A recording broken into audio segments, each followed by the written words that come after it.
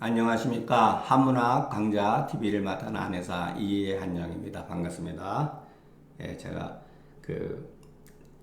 녹화해 놓은 거를 보면은 아침에 할 때는 눈이 조금 부어 있고, 저녁 때 할 때는 조금 좋아지고 그러는데, 올 2월 달인가서부터 눈이 붓고 조금 그런 게 있는데, 지금도 별로 이렇게 상태는 좋지 않습니다. 근데 조심하면서 하는데, 조금 이렇게 파일이라든가 이런 거 만들고, 아무래도 오랜 시간, 장시간 동안 저도 그 컴퓨터 모니터를 보고 있기 때문에 그런 것 같습니다. 이게 또 현대병인 것 같아요. 예.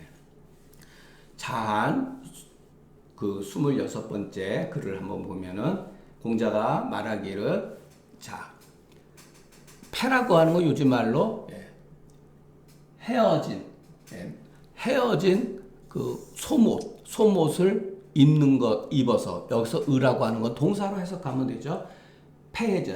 헤어진 속옷을 입은 상태에서 호화, 그러니까 여우 가죽, 여우나 단비 그 가죽 옷을 입은 자와 더불어서 같이 서서 같이 지내면서 부끄러워 여기지 않는 자는 그 오직 자로인저, 이렇게 한 말이에요. 예. 굉장히 칭찬한 거죠. 예. 패라고 하는 것은 괴다, 오는 시저다. 그러니까 요즘에는 일종의 소목 같은 거라고 합니다. 예, 그것까지는 저도 잘 모르겠어요. 예. 포는 옷에 그 솜이 붙어 있는 것이다. 솜을 이렇게 솜옷을 하는 거죠. 예전에는 얼마나 추웠겠습니까? 예. 아마 이것은 그 가난한 사람들, 천한 사람들이 입는 옷이다. 예, 이렇게 생각된다. 이렇게 추론한 거죠. 호학은, 그러니까 여우와 단비로 만드는 그 가죽으로 만든 것은 호학의 가죽으로서 그 겉옷을 만든 것이니 옷에 귀한 거다. 그러니까 경제적으로 여유가 있는 사람이 입는다는 거죠.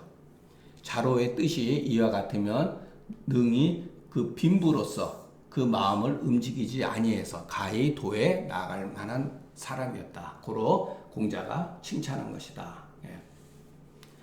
그래서 공자가 뭐라 그러냐, 그 다음에 불기불구면 하용불장이리요. 예.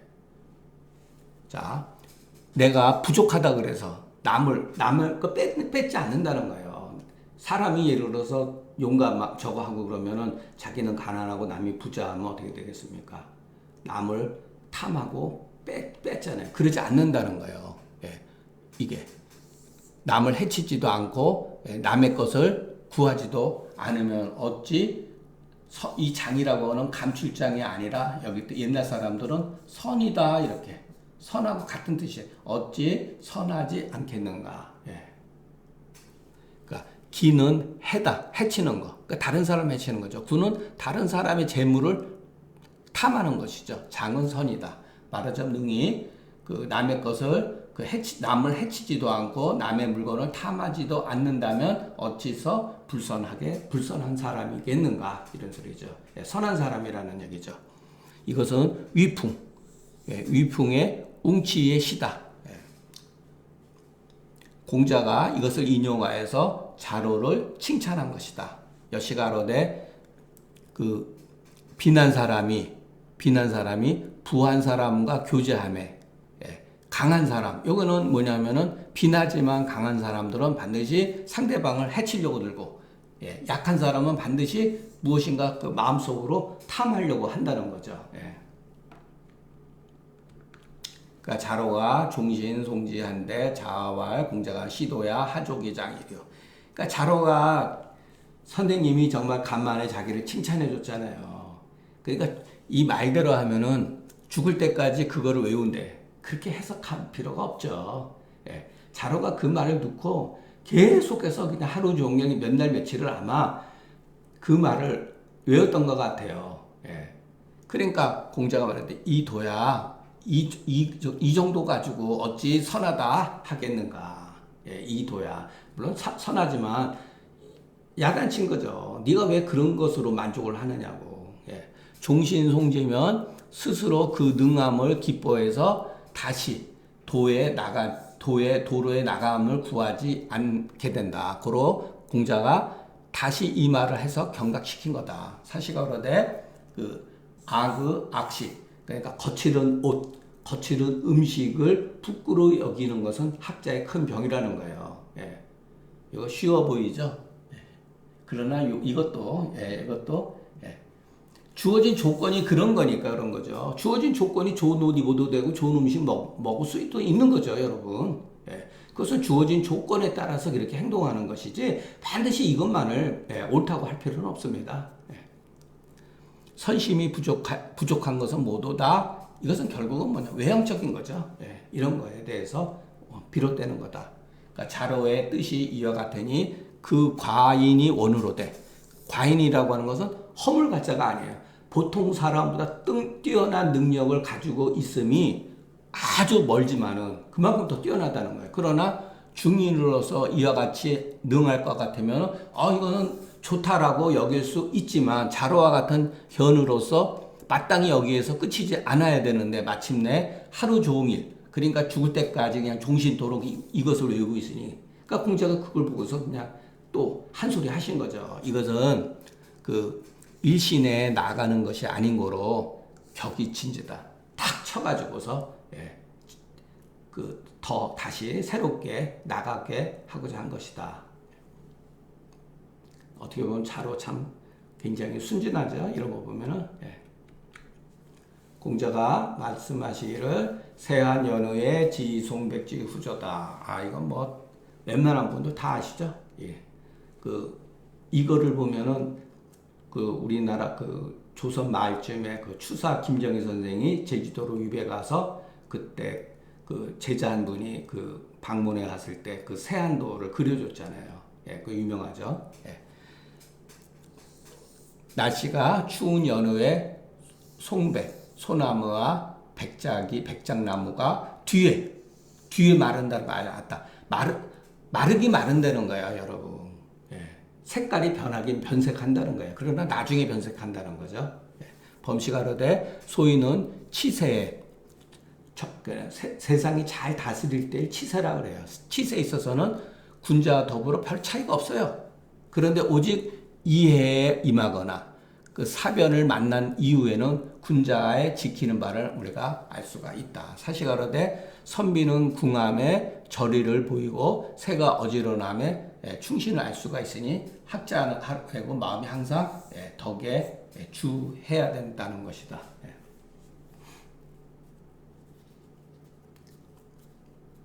이제 요거에 대한 얘기 또 하자면은 또 여러 가지 또 재미있는 에피소드도 있는데 그냥 다음 시간에 하기로 하겠습니다.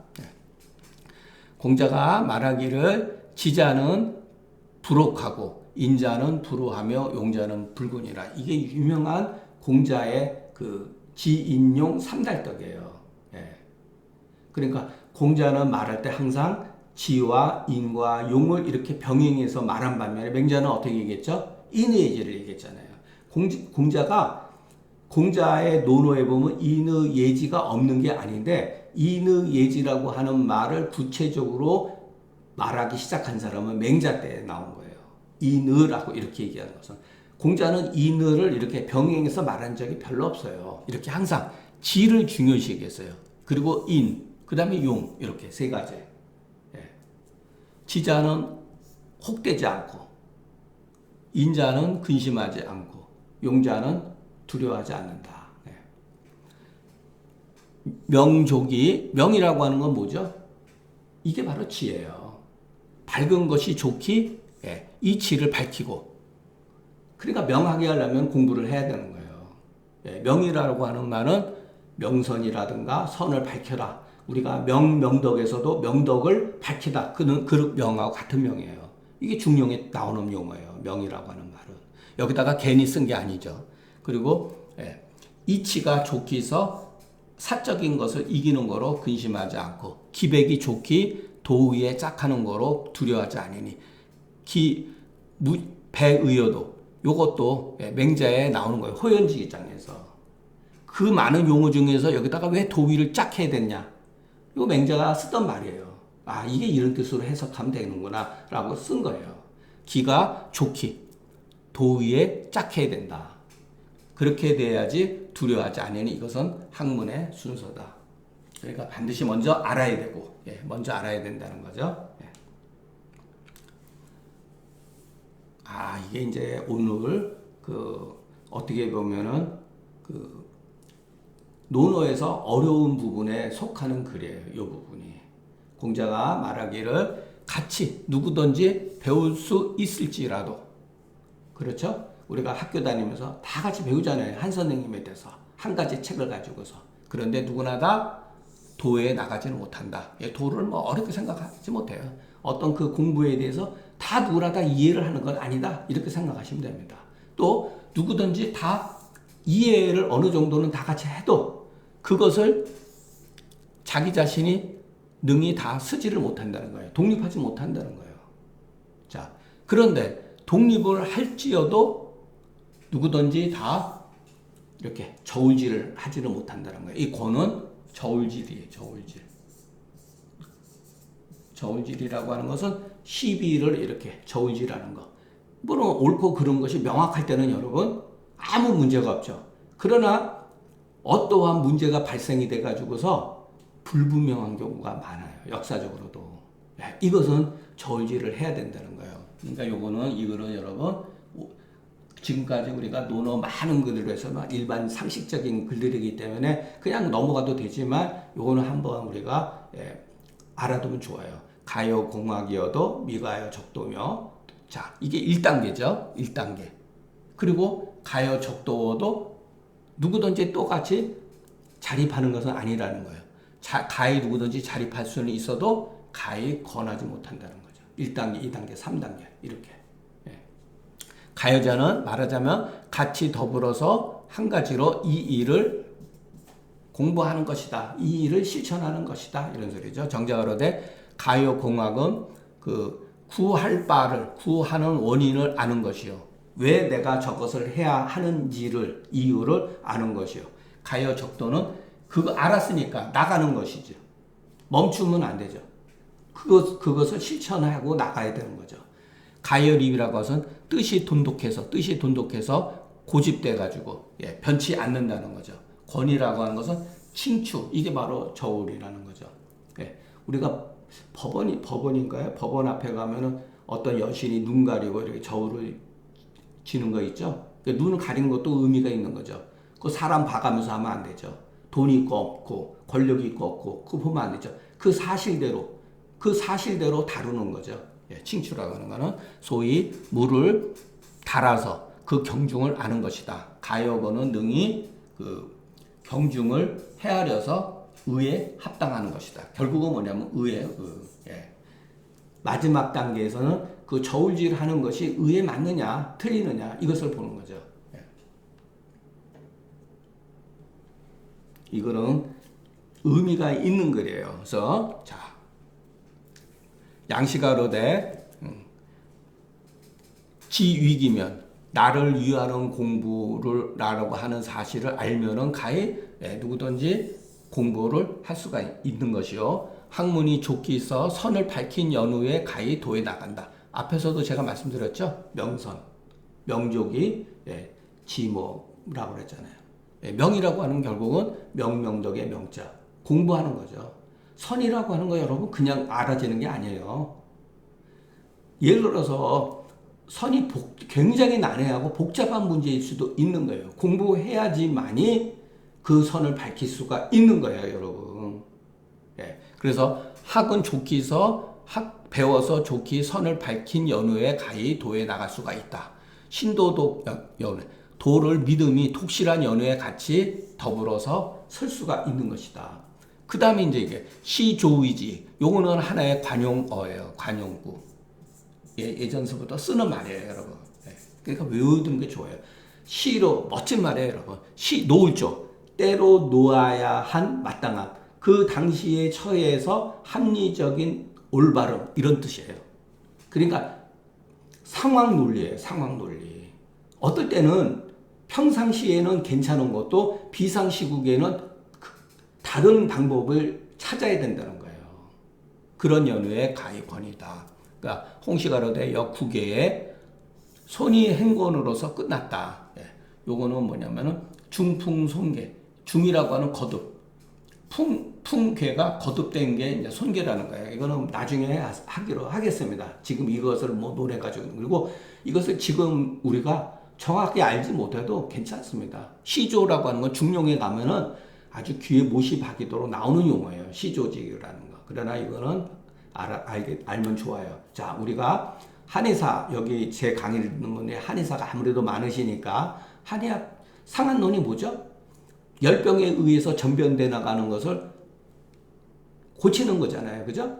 자, 열병이 어떻게 진행되었는가에 따라서 어떨 때는 계지탕을 쓸 수도 있고 어떨 때는 마왕탕을 쓰고 어떨 때는 백호탕을 쓰고 어떨 때는 대총명탕을 쓰기도 하고 어떨 때는 승기탕을 쓰기도 하는 거죠. 그게 바로 시조지의예요.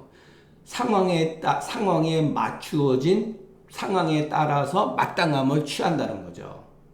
자, 병은 계속 변하는데 형광패독산 하나만 고집하면 안 되죠. 물론 후세방에 의해서 통치방 개념으로 쓰여진 건 맞지만 그 약을 굉장히 좋은 약이지만 우리가 고방을 공부할 때는 반드시 시조지의를 따라서 해야 된다는 거예요. 예, 이 공부를 우리가 해야 된다는 거예요. 이런 거. 예, 정말 공부를 굉장히 많이 해야 되죠.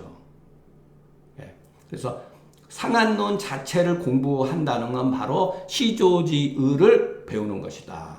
예.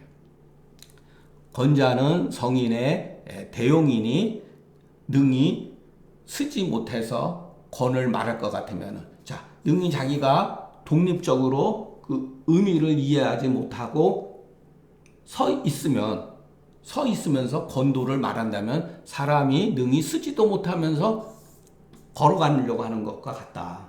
예. 그러니 적지 않다. 적다. 엎어지지 않는 사람이 적다. 다 엎어진다는 거예요. 아니 능히 쓰지도 못하는데 걸어가려고 그러면 애들 보면 깐난 애기들 보면 다 넘어지고 뒤뚱뒤뚱 그러죠. 예. 그런 뜻이에요. 예. 자, 오늘 이제 우리가 배우는 거기에 대해서 그 모든 사람들의 이 견해가 조금씩 차이가 있어요. 자, 정자는 뭐라 그랬냐면은 한나라 선비들은 요 뒤에 가서 바로 내용 제가 검색을 했으니까 그때 다시 설명하기로 하겠습니다. 한유는 누구를 말하느냐면은 이 사람들은 경에 이 반은 위반하다 이 소리예요. 위반하다. 위반. 경에 위반되었는데 도에 합당하다. 합당한 것이 권위라는 거예요. 이게. 고로 한유들은 뭐라 그러냐면 권변이란 말도 있고 권술이라고 논하는 게 있으니 다 옳지 못하다 이렇게 얘기했어요. 이거는 정자의 판단이에요. 그런데 우리가 한유들이 얘기해 놓은 반경합도의 의미를 이해하면요, 그게 해석이 멋진 해석이에요. 다 누가 전적으로 틀리고 맞고 그런 게 아니에요. 이건 정자의 해석이니까 옳지 않다. 그러니까 정자는 딱 부러지게 권은 경이다. 권은 경이라는 거예요. 그런데 한나라 이후로 이 권자의 의미를 아는 사람이 없었다라는 거죠. 왜 그러냐? 한유들은 이 경과 이 권을 분리를 했다는 거예요. 알고 보면 큰 틀에서 보면은 권도 경이라는 거예요. 이건 무슨 냐면은 군자는 독이상이요 부독이변이라 그랬죠. 군자는 항상 상을 말하고 변을 말하지 않는다 그랬잖아요. 그런데 정자는 무엇을 칠하냐면 변 또한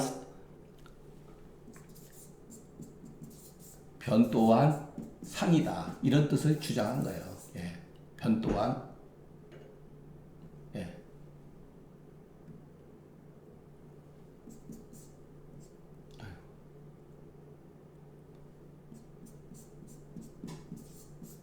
변 또한 상이다.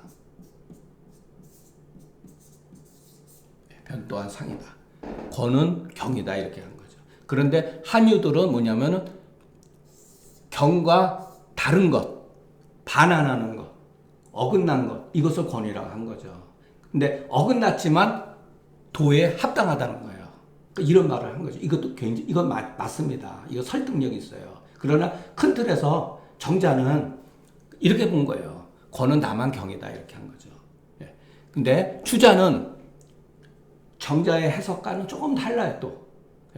선유들이 잘못해서 2장으로서 뒷장에 그 편기반이라고 하는 글이 있어요. 예. 편기반이라고 하는 글이 있는데 그것에 붙여서 한 장으로 삼았다. 고로 반경 합도의 설명이 있으니 정자가 비난한 것이 옳다. 예. 정자가 비난한 것은 옳지만 그러나 맹자의 남녀가 평상시에 수수불친 이렇게 남녀가 서로 이렇게 손을 맞잡는 것은 옳지 않다는 거예요. 그러나 맹자가 뭐라 그러냐면은 형수가 물에 빠졌을 때 시동생이 손을 내밀어서 건져주는 것은 옳다라는 거예요. 이게 권위라는 거예요. 그러니까 그 원지 수지의로서 미룬다면 이런 소리죠. 맹자의역에 나와요. 형수가 물에 빠졌을 때 손을 내밀어서 건져내야 되잖아요. 그와 같은 뜻으로서 헤아린다면 권과 경은 또한 구별됨이 있다. 예. 이런 뜻이에요. 그러니까 주자 입장에서는 큰 틀에서 보면은 정자의 말도 옳지만 거기에 뭔가가 차이점이 있다는 거예요. 구별해야 될 뭔가가 있다는 거죠. 예. 이거는 주자의 뜻도 합리적이라고 봅니다. 자, 한영이라는 사람의 그 한시외전이라는 글이 있어요. 예. 그 사람은 뭐냐면 도는 둘이다. 뭐가 둘이냐면은 불변한 것은 경이요, 변동함은 권이다. 이런 뜻이에요. 자, 그러니까 임금이 예를 들어서 정치를 잘 해가지고 그 권력이 아들한테 내려가는 건 괜찮은데, 자, 어떤 임금이 아주 폐악질을 많이 해가지고 국민들이 더 이상 토탄에 빠져가지고 못 살아가지고 역성혁명을 일으키는 경우도 있죠. 그건 일종의 권위예요.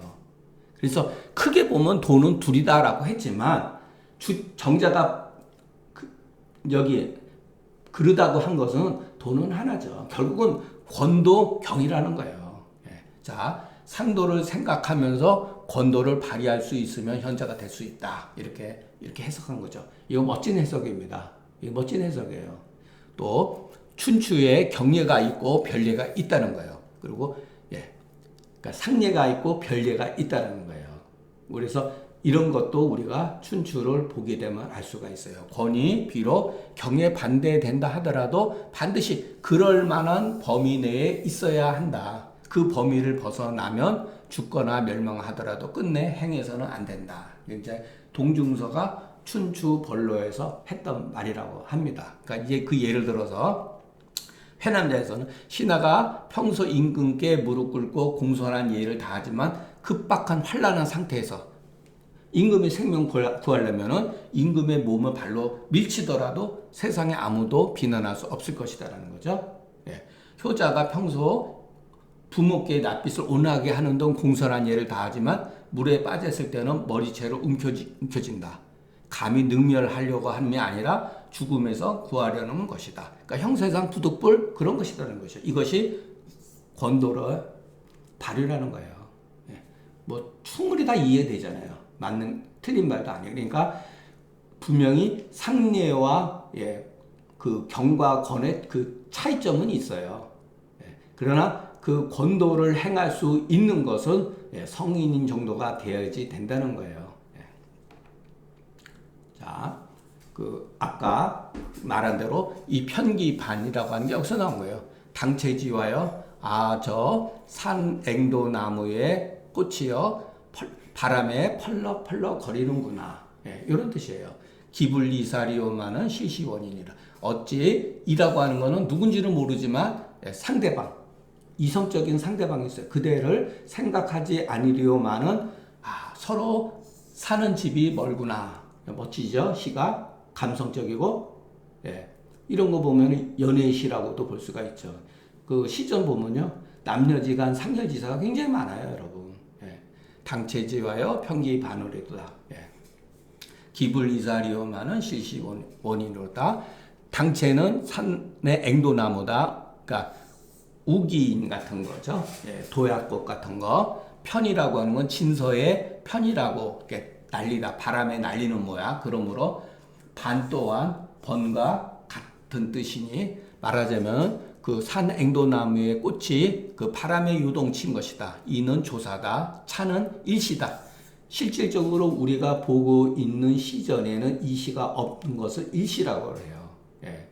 그런데 이 신이 유구로 보면 이것은 흥에 속한다. 예. 유구가 뭘까요? 이거 제가 많이 드렸는데 여러분 아마 기억 못 하실 거예요. 시의 어떤 그 장르의 형식이에요. 시를 이렇게 큰 틀로 나눈 것이 그 국풍, 변풍, 아에는 대화와 소화 있고 송 이렇게 있잖아요. 예. 그 중에 뭐냐면 시의 장르는 이게 흥이다, 비유법이다, 부다 이런 게 있어요. 근데 흥이 비하고 예를 들어서 부이 비하고 또 흥이 부한 경우가 있는 거예요. 그것을 6개의 장르로 나눈 것을 말하는 거예요. 그 가운데 흥에 속한다. 이 시는 그러니까 우리가 시전에 보면 첫 구절에 흥이다, 부다, 비다 이렇게 나와요. 그러니까 시의 장르를 말하는 거다 이렇게 보면 돼요. 그러니까 사물을 보고 감정을 일으키는 거 이게 흥이에요. 예. 상양구는 별로 뜻이 없다. 다만 아래 양구의 뜻을 양구의 뜻을 일으키는 것이다. 이러는 바 이는 누구를 가리키는지 알 수가 없다. 예. 네, 시로서는 멋지죠. 일종의 연애시 같은 거죠. 예. 공자가 말하기를 이 시에 대해서 생각하지 못할지언정 어찌 멀미 있겠는가. 예, 한술 더 떠서 그러죠. 생각하면 되지 않느냐 이런 소리죠. 부자가 그 말을 차용해서 반론하시니 전편의 인원어제아의 뜻이다. 인이 뭔데 있다고 하느냐. 구인이 득인이니. 내가 인을 구하면 내가 인을 얻는 거 아니냐. 그런 뜻이죠. 예. 정자가 말하기를 성인은 일찍이 쉽게 다른 사람의 뜻을 교만하게 하지도 않으셨다. 일찍이 말씀하시고 쉽다고 말함으로써 사람의 뜻을 교만하게 하지 않으시고 또한 일찍이 어려움을 말함으로써 사람의 진취적인 뜻을 막지도 않으셨다. 다만 우리가 생각하지 못할지언정 어찌 멀미 있다고 하겠는가 하시니 이 말은 극히 함명하여서 의사가 심언하다. 예, 극도로 이렇게 함축되어 가지고서 제가 함명을 잘못 읽었네요. 함축. 뭔가 이렇게 포용성 있게 개괄적으로 극도로 매우 개괄적이나 의사가 굉장히 깊은 뜻이 담겨져 있다. 그러니까 어디에다가도 이렇게 적용할 수가 있다는 얘기죠. 공자의 말은 그런 내용이 참 많아요. 이렇게 단편적인 사실을 들어서 얘기를 했는데 그 의미를 굉장히 받아들이는 사람에 따라서 얼마든지 받아들일 수가 있다는 거예요. 그러니까 공자가 이 말도 멋진 말이죠. 어떻게 보면은. 근데 공자가 여기에 대한 시에 대한 해석이 멋지죠. 생각하지 않을 뿐이언정 어찌 멀다고 하겠는가. 어찌 멀미 있겠는가. 멋진 말이죠. 그게 바로 극도로 무엇인가 함축되어서 의미가 심원한 뜻을 가지고 있다는 거죠. 자, 오늘 강의는 여기서 마치겠습니다. 경청해 주셔서 감사합니다.